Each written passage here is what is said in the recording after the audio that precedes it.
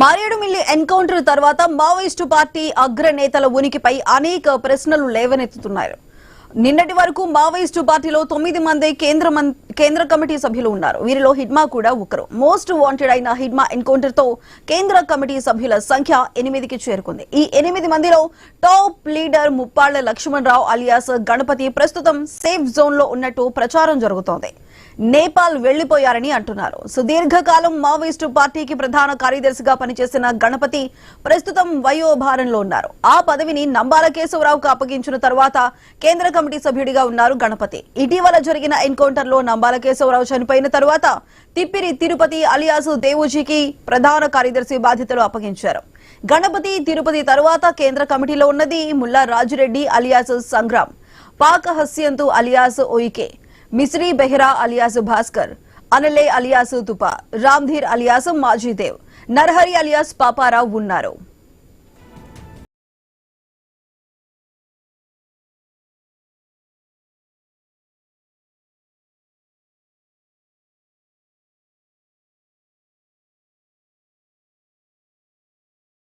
Committee ప్రధాన కార్యదర్శి అయిన కేంద్ర కమిటీ సభ్యులైన వారికి మావోయిస్టు పార్టీ కట్టుదిట్టమైన భద్రత కల్పిస్తుంది. పెద్ద సంఖ్యలోని అంగరక్షకులు ఉంటారు. వారి కదలికలు చాలా గోప్యంగా ఉంటాయి. గణపతి తెలంగాణలోని జగిత్యాల వాసి కాగా తిరుపతి రాజురెడ్డి ఇద్దరు పెద్దపల్లి జిల్లా వాసులు. హస్యంతు సొంత జిల్లా నల్గొండ, బెహ్రా తుపాలు ఇద్దరు జార్ఖండ్ వాసులు. రామ్ధీర్ ఛత్తీస్గఢ్ కు చెందిన మావోయిస్టు. పాపారావు కూడా ఈ ప్రాంతాలతో సుపరిచయం ఉంది. దండకారణ్యంలో ఆపరేషన్ కగార్ ఉధృతమైన తర్వాత సేఫ్ జోన్ లోకి వెళ్లేందుకు మావోయిస్టు పార్టీ కేంద్ర కమిటీ సభ్యులు ప్రయత్నిస్తున్నారని మారేడుమిల్లి ఎన్కౌంటర్ తర్వాత రూఢి అయింది.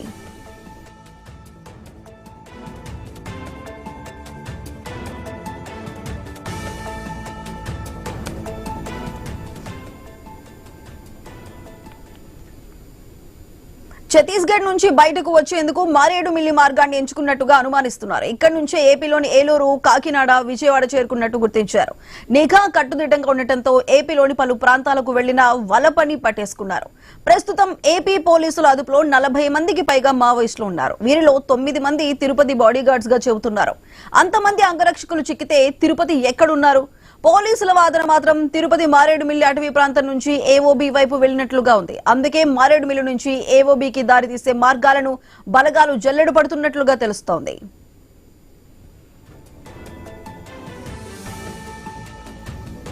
ఏపీ పోలీసుల అదుపులో ఉన్న 40 మందిలో అగ్రనేతలు ఎవరైనా ఉన్నారా అనేది క్లారిటీ రావాలి. వీరందరినీ రహస్య ప్రాంతానికి తరలించి ప్రశ్నిస్తున్నారు పోలీసులు. అటు కాకినాడ, విజయవాడ వంటి ప్రాంతాలకు మావోయిస్టులు రావడంపై ఒకే వాదన వినిపిస్తోంది. సముద్ర మార్గంలో మత్స్యకారుల రూపంలో పడవలపై సేఫ్ ప్లేస్ కు జంప్ అయ్యే ప్లాన్ వేశారు మావోయిస్టులు. సముద్రంలో ప్రయాణించి బెంగాల్ లేదా బంగ్లాదేశ్ చేరుకుంటే అక్కడి నుంచి నేపాల్ వెళ్లాలన్నది మావోయిస్టు పార్టీ అగ్రనేతల ప్రణాళికగా తెలుస్తోంది.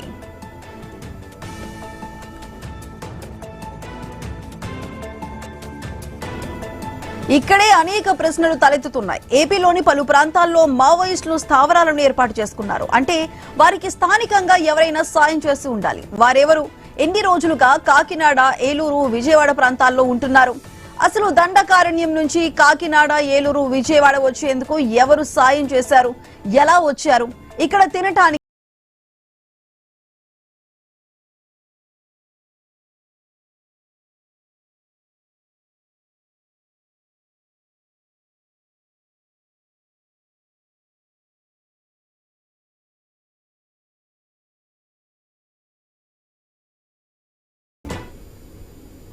పోలీసుల అదుపులో ఉన్నవారు ఇచ్చే సమాచారం ఆధారంగా కేంద్ర కమిటీ సభ్యుల ఆచూకీ పట్టుకుంటారా?